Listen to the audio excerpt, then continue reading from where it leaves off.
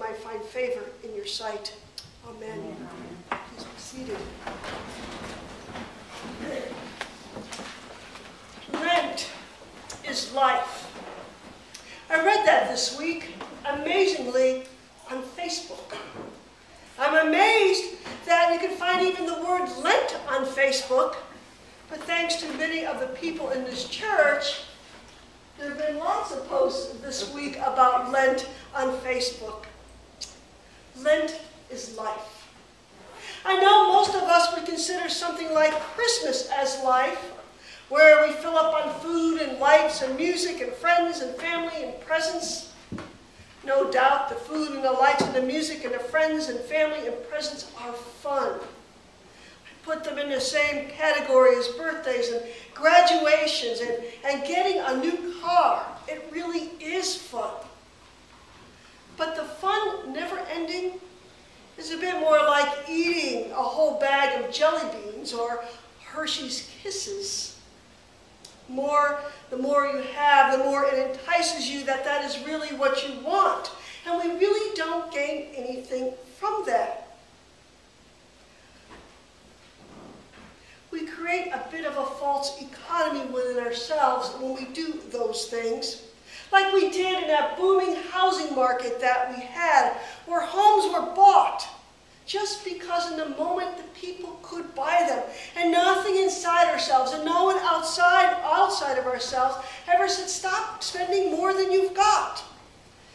And so we end up like a bag of candy. We buy it and we eat the whole thing. And then we are left with mortgages too big to pay or to handle as a stomach that it refuses to eat healthy food. Mystics would teach us that to gain life, we have to pare it down and simplify it. Perhaps those that garden understand this. Hoeing, watering, sunshine brings blooms, beauty, and vegetables enough. Poets understand it too. What about haiku, where the prose is changed into just 17 syllables, arranged in phrases of 5 syllables and 7 and 5, that can tell us such wonderful things with such small amount of language. And toddlers will show us that too. All you have to do is give them a box or an empty bag, and they can find more things to do with them than if you filled up either with things for them to do. Simple, yet full. And even in economics, we find not unexpectedly that the poor and those who are wealthy often live in unhappiness. It is those that have enough, but not too much, that make for the fulfilled life. Perhaps that is why Lent is life. Look at Peter in today's gospel reading. Jesus has just been identified by Peter a few verses before that he is the Messiah, the anointed one of God. His revelation, Peter's revelation, comes from being a witness to the multitude of events of Jesus' life. The healing people with evil spirits, or seeing Jesus walk on water, or Jesus feeding the 5,000. And finally, it dawns on Peter, and he spits out the words, "You are the Messiah." You can imagine that Peter, along with the rest of the disciples, are surely filled and excited by what they have discovered. After all, this is why they left their fishing nets behind and their families, to be with someone so great. Someone so great that they are ready to be with this marvelous Jesus and do anything with him and for him, except what Jesus says next. The Son of Man must undergo great suffering and be rejected by the elders and the chief priests and the scribes, and then he must die and rise again. Peter is so upset that he rebukes Jesus the Messiah. And Jesus, in turn, rebukes Peter. But even that story that we heard from the Old Testament about Abraham and Sarah, about all those good things God had promised upon them, they really have a different life in the background together. God made a promise once long ago to Abraham that he would make him the father of many nations, and the land would be his, like the stars in the sky and the sand on the earth. And somehow that fills up Abraham and Sarah more than they could ever suppose. For example, Abram took his wife into Egypt from the Holy Land when there was famine in the Holy Land.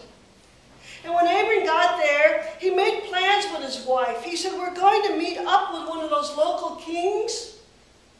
And he said to her that when we meet up, I'm your brother, you're my sister.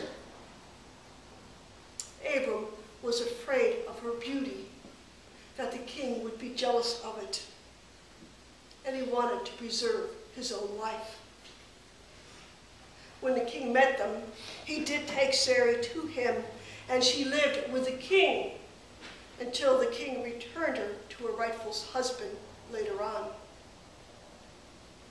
And then there was that promise of a son that God had made so long ago to them of it being an heir of all the people of Israel. And Abram and Sarai went through years and years and years without a child. And so one day they decided to take the matter into their own hands. And that's when Hagar, Sarai's slave woman, bore Abram his first son, Ishmael. And then now we pick up the story about 25 years later, and Ishmael is about 13 years old. Sarai is over 90, and Abraham is 99. And then at this last day, he hears a promise from God once again that he is to be the father of many nations. And at this last day, when it should be so miraculous and so wonderful, Abram and Sarah now have to contend with the changed status of Ishmael, who was raised as the heir apparent all these years, a dream removed. We begin to understand when we see that a change in ourselves are things that are expected. Mystics come to hours of holiness, and poets become better at the poems they write, and toddlers grow up. People who live into Lent live into change, and Abram and Sarai change today in our reading. God changes their names, filling them both with a truth that has evaded them all the busyness of their life. Abram is named Abraham, and Sarai is renamed to Sarah. Abram means exalted father, as he was the father of Ishmael. And now with a second son promised, once again, Abram, the exalted father, is renamed Abraham, meaning father of a multitude. Or as Paul said in his epistle reading, a father of many nations. And Sarai, that means princess, is renamed to Sarah, also meaning princess, making it clear that she has all along the way was a princess in God's eye and included in God's promise. For Peter and the disciples, the journey is not yet over. Jesus tells them they have to take up a cross and follow him.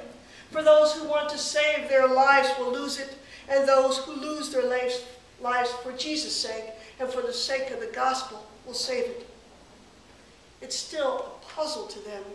They still have to go to Jerusalem to understand.